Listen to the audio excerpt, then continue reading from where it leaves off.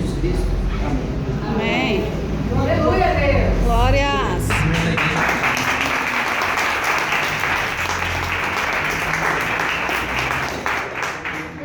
Cumprimento a igreja com a paz do Senhor. Amém. É engraçado, como Deus é maravilhoso. Ontem, na semana passada, quando o pastor terminou de ministrar a palavra, que terminou de dar a bênção, e quem ministrou a palavra foi meu irmão, eu já estava sentindo algo no meu coração, pensando, eu acho que semana que vem vai ser eu. Eu acho que semana que vem vai ser eu.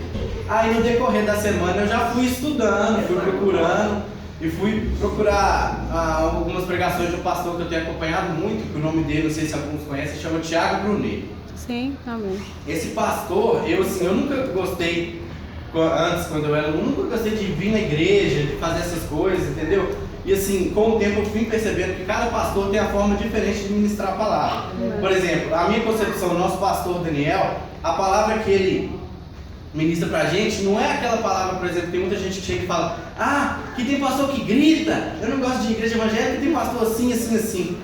Eu, por exemplo, na minha concepção, eu vendo o pastor Daniel, ele dando a palavra é como se ele fosse um amigo que estivesse conversando com você ali no particular, entendeu? No seu momento. Amém. E assim, aí quando as pessoas chegam pra mim e falam, não, que tem pastor que grita e que tem pastor que fala isso, eu chego pra pessoa e falo assim, olha, isso é porque você não foi na minha igreja. E a única coisa que eu tenho que te aconselhar aí na igreja é porque se você for lá uma vez, você vai querer voltar lá sempre e lá é longe. Então, se você for, você prepara. E vendo essas pregações do Thiago Brunet, eu acabei que percebi que ele era um pregador que ele falava a palavra e ele explicava de uma forma muito didática. Ele explicava como se fosse uma ciência exata. Ele falava a palavra e falava, olha, isso se aplica nisso, nisso, nisso e nisso. E assim, eu tenho na minha concepção que você lê a palavra e testifica ela na sua vida. Ele testifica na própria Bíblia. Aí eu fui vendo essas palavras e eu fui pensando, nossa, ele é tão bom nisso, como que eu vou conseguir fazer isso? Mas Deus é tão bom que na versão da minha Bíblia, a palavra que Deus tocou no meu coração, que é 2 Timóteo, ela é tão autoexplicativa que só de eu ler, acho que todo mundo já vai entender, já vai se sentir tocado. Amém. Então, eu fiz umas anotações aqui. A palavra vai ser 2 Timóteo. Eu peguei, são somente 4 capítulos e eu peguei quase que algumas partes de cada capítulo. Primeiramente eu vou explicar de onde que vem a 2 Timóteo, essa carta que Paulo escreveu para Timóteo, que é uma carta que Pedro escreveu quando ele estava na cadeia, próximo da morte.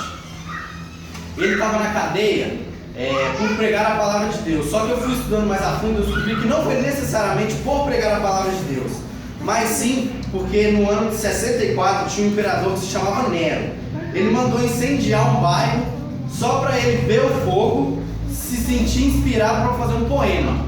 Ele falou, taca fogo naquele bairro ali que eu vou ver aquele fogo ali e vou criar um poema. Só que o fogo acabou se alastrando para mais bairros. Foram no total, se não me engano, foram 4 bairros que foram totalmente devastados. E ele percebeu o tamanho da tragédia que ele tinha feito e resolveu culpar os cristãos por aquela tragédia. Ele mesmo, ele era louco, ele que fez a atrocidade, culpou os cristãos e disse, eu vou caçar os cristãos que fizeram isso, sendo que era ele que tinha feito. O cara era muito doido. Aí Paulo foi um dos condenados, e essa carta ele escreveu para Timóteo, encorajando a seguir em frente do caminho, pois Paulo já estava no final da sua vida, condenado à morte. Então ele tem, são divididos em 2 partes essa carta. A primeira parte ele agradece a Deus, ele fala os motivos para que Timóteo siga na batalha, que são o 1º e 2º capítulo. No 3º e 4º capítulo são mais conselhos e algumas palavras que eu cheguei a achar até que são profecias, que são palavras muito fortes. Vamos abrir primeiro em 2 Timóteo capítulo 1, no versículo 7.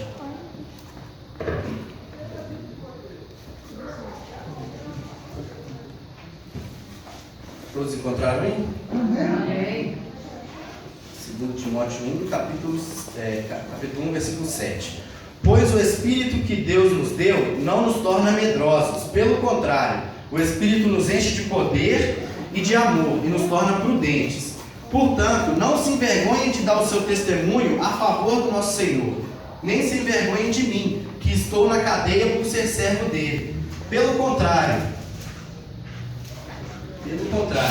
com a força que vem de Deus, esteja pronto para sofrer comigo por amor ao Evangelho. Deus nos salvou e nos chamou para sermos o seu povo. Não foi por causa do que temos feito, mas porque este era o seu plano e por causa da sua graça. Ele nos deu essa graça por meio de Cristo Jesus, antes da criação do mundo. Mas agora ela foi revelada a nós por meio do glorioso aparecimento de Cristo Jesus, o nosso Salvador. Ele acabou com o poder da morte e por meio do Evangelho revelou a vida que dura para sempre. Forte, hein?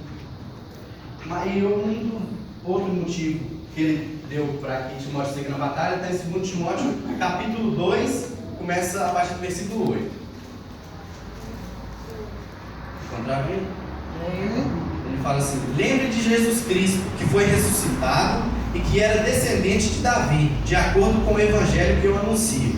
E é por causa disso que eu sofro e até estou acorrentado como se fosse um criminoso, mas a mensagem de Deus não está presa. E por isso eu suporto tudo com a paciência, por amor ao povo escolhido por Deus.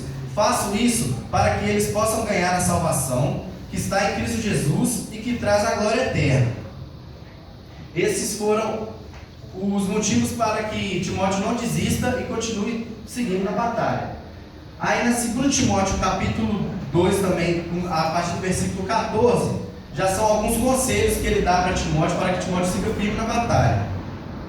A partir do versículo 14: recomende essas coisas aos que você dirige e ordene severamente na presença de Deus, que não briguem por causa de palavras. Brigar não é bom, pois somente prejudica os que estão presentes. Faça todo o possível para conseguir a completa aprovação de Deus, como um trabalhador que não se envergonha do seu trabalho, mas ensina corretamente a verdade do Evangelho. Evite falatórios contrários aos ensinamentos cristãos, pois eles fazem com que as pessoas se afastem de Deus. Daí pula lá para o 22, para a gente poder ganhar um pouco de tempo. E você, Timóteo, fuja das paixões da mocidade e procure viver uma vida correta. Na hora que eu li isso aqui, eu senti um tapa na cara. Vou ler de novo. E você, Timóteo, fuja das paixões da mocidade e procure viver uma vida correta, com fé, amor e paz, junto com os que, com o coração puro, pedem a ajuda do Senhor. Fique longe das discussões tolas e sem valor, pois você sabe que elas sempre acabam em brigas. O servo do Senhor não deve andar brigando, mas deve tratar todos com educação. Deve ser um mestre bom e paciente, que corrige com delicadeza aqueles que são contra ele. Pois pode ser que Deus dê a eles uma oportunidade de se arrependerem e virem a conhecer a verdade. E assim voltarão ao seu perfeito juízo e escaparão da armadilha do diabo, que os prendeu para fazerem o que ele quer. De lá, a gente vai pular para 2 Timóteo capítulo 4, versículo 1. E aí ele já começa a profetizar e fala um negócio muito forte aqui. Ele fala o seguinte: na presença de Deus e de Cristo Jesus, que julgará todos os seres humanos, tanto os que estiverem vivos como os que estiverem mortos, eu ordeno a você com toda firmeza o seguinte: por causa da vinda de Cristo e do seu reino, pregue a mensagem e insista em anunciá-la, seja no tempo certo ou não. Procure convencer, repreenda, anime e ensine com toda paciência, pois vai chegar o tempo em que as pessoas não vão dar atenção ao verdadeiro ensinamento, mas seguirão seus próprios desejos e arranjarão para si mesmas uma porção de mestres que vão dizer a elas o que elas querem ouvir. Ou seja, você prefere ter um amigo que fala o que você quer ouvir ou fala o certo? Muitas vezes não é o que você quer ouvir. De lá, a gente vai pular para 2 Timóteo capítulo 3, que já é o gancho para eu continuar aqui. Capítulo 3, versículo 1, vai do 1 ao 5. Lembre-se disso, nos últimos dias haverá tempos difíceis, pois muitos serão egoístas, avarentos, orgulhosos, vaidosos, xingadores, ingratos, desobedientes aos seus pais e não terão respeito pela religião. Não terão amor pelos outros e serão duros, caluniadores, incapazes de se controlarem, violentos e inimigos do bem. Serão traidores, atrevidos e cheios de orgulho. Amarão mais os prazeres do que a Deus. Parecerão ser seguidores da nossa religião, mas com as suas ações negarão o verdadeiro poder dela. Fique longe dessa gente. De lá a gente vai pular para o versículo 12, que é onde eu vou encerrar a palavra e vou pegar um gancho para poder contar para vocês uma história. A partir do versículo 12: todos os que querem viver a vida cristã unidos com Cristo Jesus serão perseguidos. Porém, as pessoas más e fingidas irão de mal a pior, enganando e sendo enganadas. Quanto a você, continue firme nas verdades de que aprendeu e que creu de todo o coração. Você sabe quem foram os seus mestres na fé cristã, e desde menino você conhece as Escrituras Sagradas, as quais lhe podem dar sabedoria que leva à salvação por meio da fé em Cristo Jesus. Esse versículo 15 foi o versículo que, quando eu li essa passagem, eu falei, vai ser esse aqui mesmo que eu vou falar. Por quê? Eu vou ler de novo. E desde menino você conhece as Escrituras Sagradas, as quais lhe podem dar a sabedoria que leva à salvação, por meio da fé em Cristo Jesus. Eu nasci num lar cristão, minha mãe é um anjo na minha vida, não fosse ela nem sei. Então assim, eu nasci num lar cristão e desde pequeno eu conheço, a gente já foi da igreja católica, já passou por várias igrejas.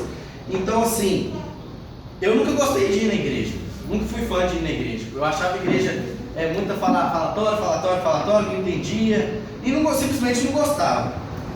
Então, acabou que assim, foi no ano de final de 2015 e começo de 2016. Eu comecei a ir com um amigo meu, na época eu fazia um curso no Senai. Esse mesmo amigo, que foi um cara que meio que me levou para o mundo, ele se converteu, chegou para mim e falou assim: do mesmo jeito que eu te desviei do caminho, eu vou te voltar para o caminho. Então você vai começar a ir na célula que eu vou. E nessa célula foi a primeira vez que eu tive um contato verdadeiro, que eu realmente gostei do que eu estava vendo, do que eu estava sentindo, do que estava acontecendo naquele lugar. Então assim, só que era muito longe, lá no centro de Contagem. Então eu ia uma vez ou outra, mas sempre que dava, eu ia. Aí chegou no carnaval de 2016, teve um retiro, que era os 5 dias do carnaval. Só que esse retiro era caro, era uns R$200. Aí o pessoal da célula chegou e falou: não, vamos nesse retiro, vai ser legal e tal. Eu falei: vontade eu tenho, não tenho dinheiro. Aí eles chegaram e falaram: não, beleza, eu vou pagar pra você vai comigo. Eu falei: não, tá ótimo, excelente, comida, tudo de graça. Aí eu peguei e fui. E lá foi a primeira vez que eu realmente tive contato com Jesus, verdadeiramente. E lá, uma das pregações, uma das coisas que eles diziam muito era: se você, no mundo, já provou tantas coisas, por que você não dá a chance de provar o amor que Jesus tem para você uma vez? Já que você prova tudo na vida, por que você não prova Jesus uma vez? O que custa? Eu parei e pensei: acho que eu vou provar Jesus.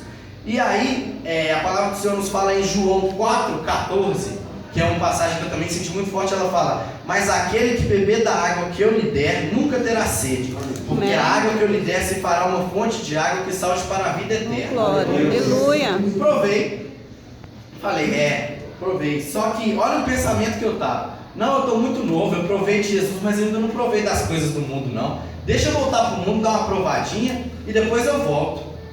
Aí beleza. A partir de então, foi de abril de 2016, que eu saí de lá totalmente mudado. Meus amigos chegaram e falaram: fizeram uma lavagem cerebral, você trocaram o seu cérebro, é outra pessoa. Só que, se você der brecha para o inimigo não brinca de ser inimigo. Então se você der brecha, ele vai te atacar e vai entrar na sua vida. Então, em meados de abril, eu comecei a me desvirtuar novamente. E fui de abril até, se não me engano, dezembro. Assim, eu não tinha nada, eu trabalhava num emprego em que eu não recebia salário, mas assim, pra mim era o melhor emprego do mundo. Eu saía todo final de semana sem dinheiro no bolso, sem saber se eu ia voltar pra casa. Assim, pra mim, eu gostava de fazer o que era errado. Se falasse que era errado, eu ia lá e fazia. Só que, como todo mundo sabe, qual que é o salário do pecado? A morte.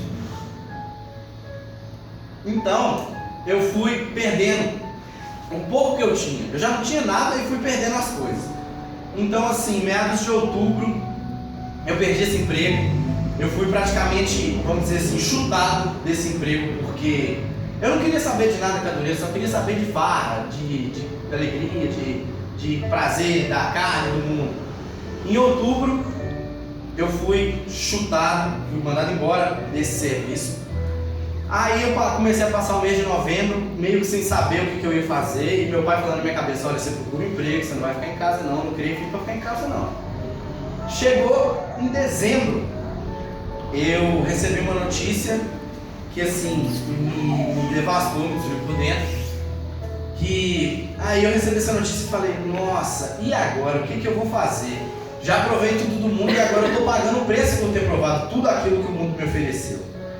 Mas aí eu parei para pensar, e agora? Será que eu volto para os caminhos de Jesus? Será que eu volto para os caminhos de Deus?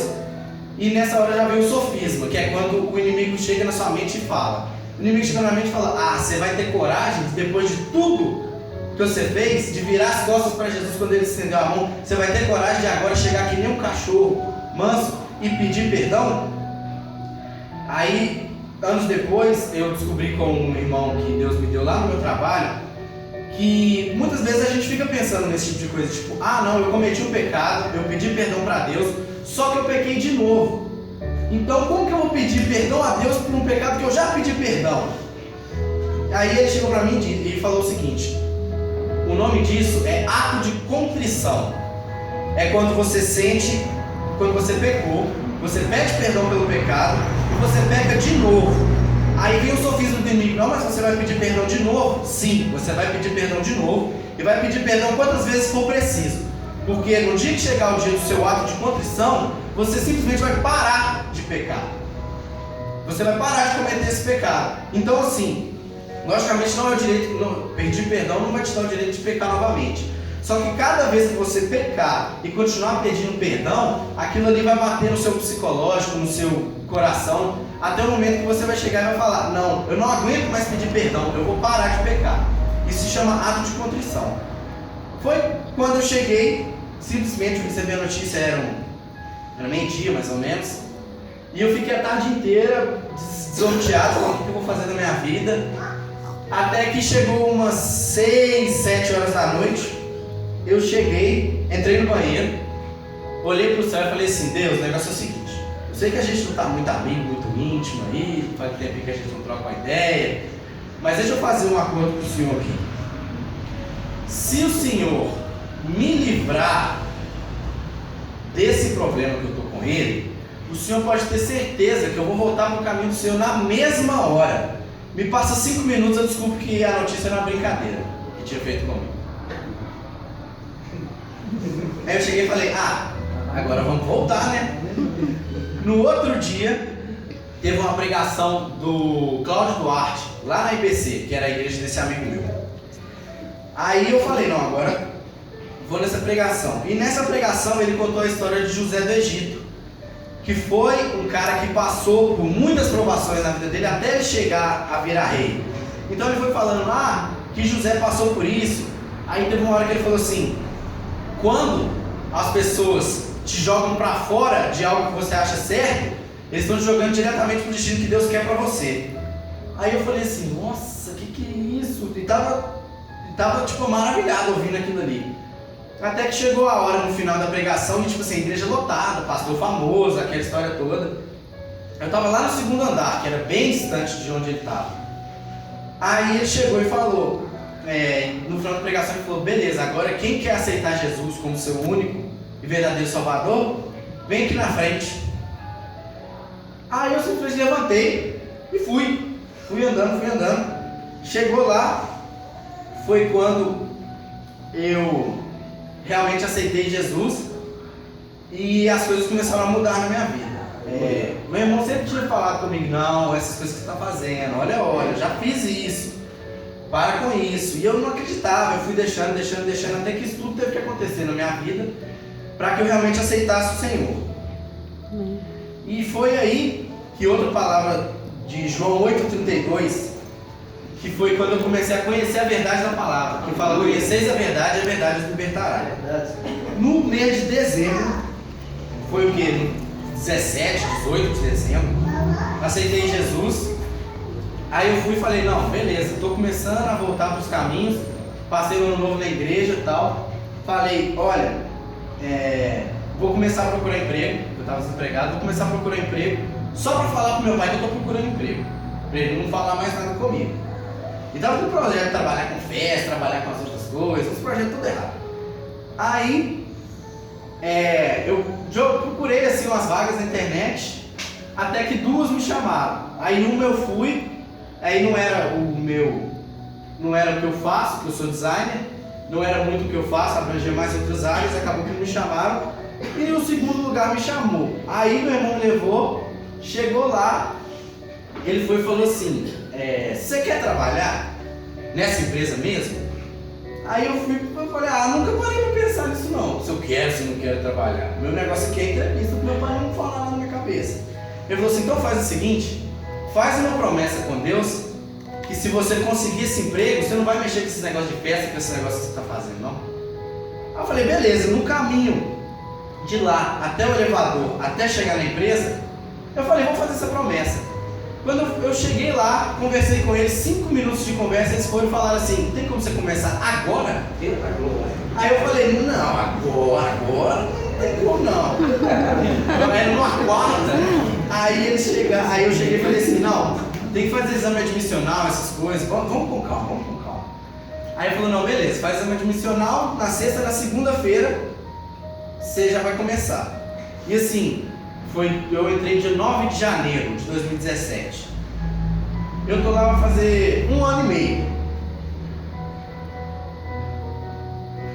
E assim, o que aconteceu na minha vida de lá pra cá é algo assim, só Deus. Glória a Deus. E assim, eu quero concluir aqui falando com vocês que assim, para seguir a palavra de Deus não é fácil. É muito difícil, é muitas provações, é muito complicado. Mas a gente não pode desanimar. Como a Mara tinha dito, a gente tem que se unir para poder, nos momentos de dificuldade, para a gente não poder desistir. Que o inimigo vai tentar tudo contra a nossa vida. Amém. O inimigo, cada brecha que a gente der, o inimigo vai estar investindo pesado para poder estar destruindo a gente. Só que a gente não pode deixar que isso aconteça, entendeu? Assim, as coisas podem estar difíceis, as coisas podem estar complicadas, mas Deus não dá um fardo que a gente não consegue carregar. Verdade. Se você está passando por aquela dificuldade, você pode ter certeza que no futuro aquilo ali vai servir como aprendizado para você, entendeu? Como na história de, se não me engano, Davi, que matou Golias. Antes de matar Golias, ele só sabia cuidar de ovelha, de cordeiro, e lá cuidando de ovelha e de cordeiro para proteger as ovelhas, ele teve que matar urso, teve que matar leão. Então assim, quando chegou lá, foi levar uma comida, chegou, viu Golias lá, e, isso aqui é todo dia, isso aqui é direto. Foi lá, então assim, independente da dificuldade, independente do caminho, assim, tem os irmãos da igreja, eu também vou estar aqui, não desiste não, gente. Amém. Porque assim, o caminho é difícil, mas a vitória ela compensa. Com certeza Deus, a vitória amém. vai compensar nos caminhos. Então assim, eu espero que todos tenham entendido aqui o que eu tenho para falar. E é como eu sempre digo, é fé em Deus e pé na tábua, e é isso aí. Amém.